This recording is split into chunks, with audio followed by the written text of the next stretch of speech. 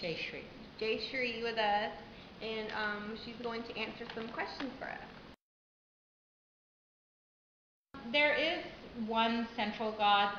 There's many different deities and forms of the gods that come in different forms and so on.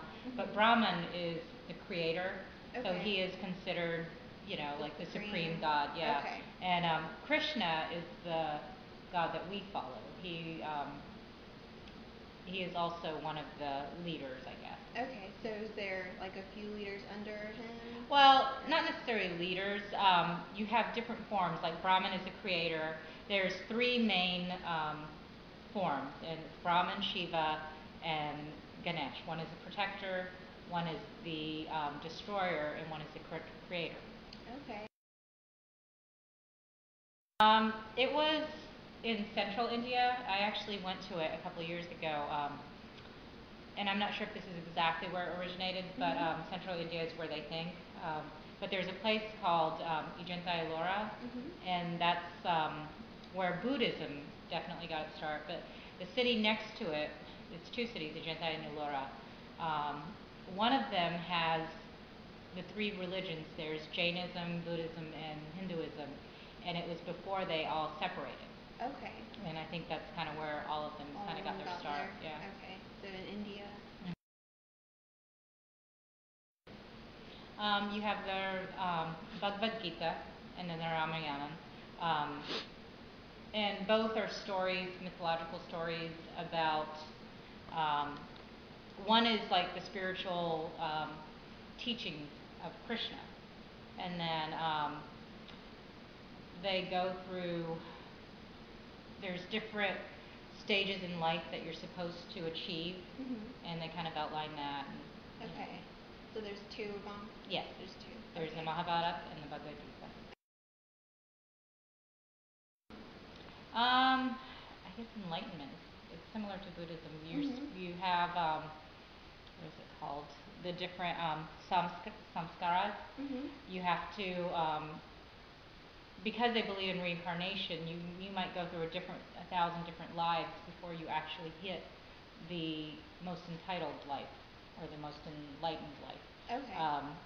And so every life, you're supposed to lead your life in a way that gets you into a better spot for the next one. So you might start off as a cockroach and then go on up through the chain, and then as a human you might go through 100 lives to achieve all the things that you're supposed to achieve. So you just try to have a better life every time? Yeah. And there are certain things that you're supposed to do. I think there's, what they say, there's 16 rites of passages. Getting married, having children, childbirth, so on. I mean, being educated, those are some of the things. Oh, okay. Yeah. So also like career-wise?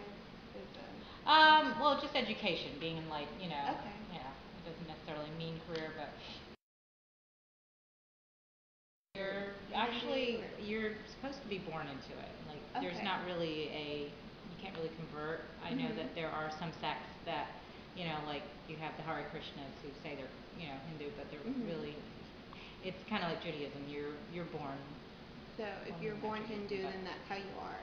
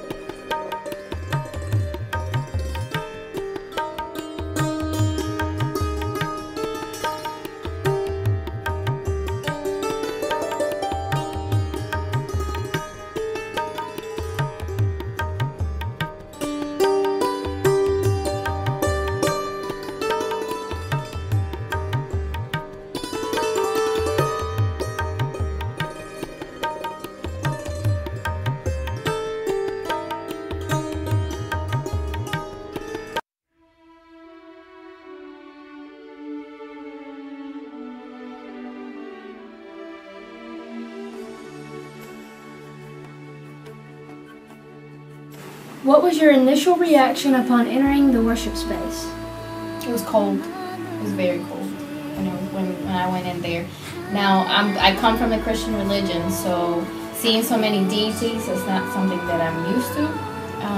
But that was my first reaction. First, it was cold and very spacious. All right. My first reaction was, oh my gosh, this is beautiful.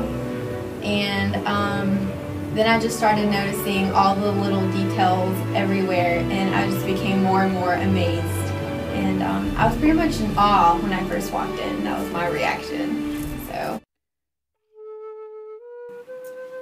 The candle cleansing, which will be at the end of the service when they walked out, they would put this plate with a candle, and you're supposed to sort of in the air grab the air that comes out of the candle and cleanse yourself and pass it over your head. I thought.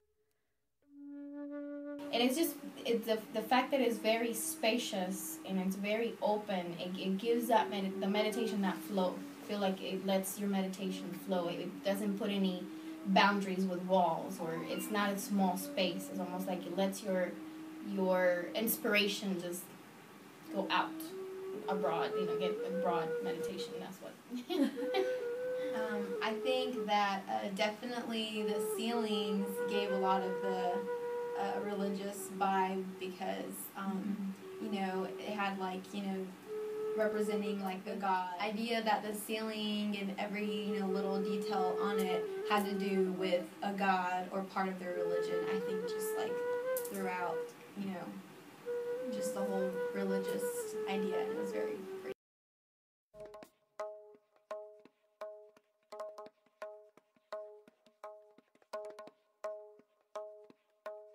I'd say just they're humans. It's just as meaningful as my faith is for me, as it's part of their culture, it's part of their heritage. Gives them peace, I'm sure. You're good too. How can I That's how I felt. say ditto? Whatever, exactly what she said.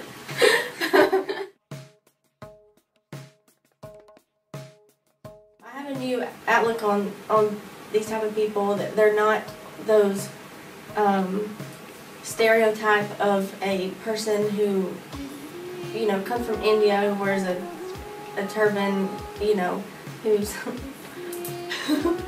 should we cut that? I'm really not trying to be. I'm trying to be like make it sound. Yeah, and it's pretty deep. Yeah. Okay, you might go ahead. I need to shut up. I really like the I thought that was really a good answer. Me too. I really like them. I would definitely go back just for the experience. As far as my misconceptions of the religion, well, in the movie Water, I found out they use prayer beads. I did not know they used prayer beads, and I even bought some in the gift shop.